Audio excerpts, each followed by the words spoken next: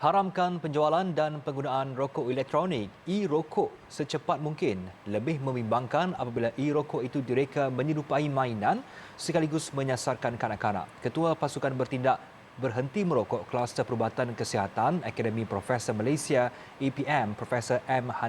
Haniki Nik Muhammad berkata, kandungan nikotin yang bersifat psikoaktif itu berupaya menyerang sel otak sekaligus menjejaskan perkembangan otak kanak-kanak. Ya, nikotin adalah satu bahan psikoaktif yang toksik kepada sel-sel otak yang sedang berhubung, lalu menyebabkan perubahan kepada perkembangan otak kanak-kanak tersebut yang seterusnya akan menyebabkan berlaku perubahan-perubahan dari segi pemikiran, tingkah laku, ya, perkembangan otak itu sendiri dan sebagainya. Kajian mendapati kesan nikotin kepada kanak-kanak adalah mendedahkan kanak-kanak tersebut kepada risiko penggunaan bahan-bahan termasuk najis dadah pada masa hadapan. Jadi kita tahu ianya memberikan kesan buruk. Selain daripada itu, penggunaan rokok elektronik dalam golongan kanak-kanak seperti mana juga yang didapati kepada golongan dewasa akan mendedahkan mereka kepada pelbagai penyakit termasuk penyakit pernafasan, penyakit jantung. Tambahnya, kajian mendapati kesan nikotin yang diambil pada usia muda berisiko mendedahkan mereka kepada penggunaan dadah di masa hadapan akibat ketagihan. Justru itu katanya rang Undang-Undang Kawalan Tembakau dan juga Amalan Merokok serta generasi penamat wajar untuk diluluskan segera oleh kerajaan.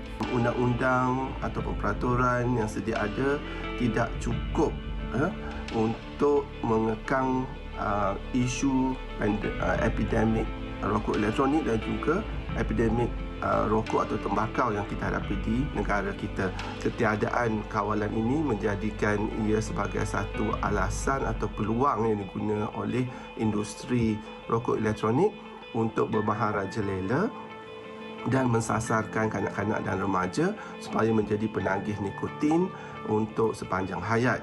Beliau berpendapat jika e-rokok tidak diharamkan, kawalan ketat perlu dilakukan untuk mengekang penjualan dan penggunaan secara berleluasa.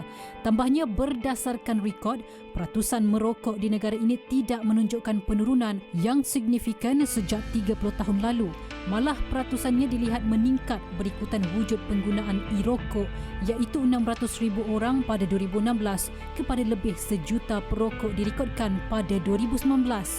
Semalam Menteri Kesihatan Dr. Zaliha Mustafa berkata, Kementerian Kesihatan KKM memandang serius serta kesal isu penjualan produk rokok elektronik atau vape di hadapan sebuah sekolah yang tular baru-baru ini. Selain menyedari bahawa Akta Racun 1952 tidak mempunyai peruntukan terhadap larangan aktiviti promosi dan pengiklanan cecair rokok elektronik atau vape, peruntukan itu katanya sudah dimasukkan di bawah rang Undang-Undang RUU Kawalan Produk Tembakau dan Merokok bertujuan mengawal selia penghasilan produk itu. Malah sudah dibentangkan untuk bacaan kali kedua pada sidang Parlimen pada Ogos tahun lalu. Namun pelaksanaan terhadapnya masih tertangguh hingga kini.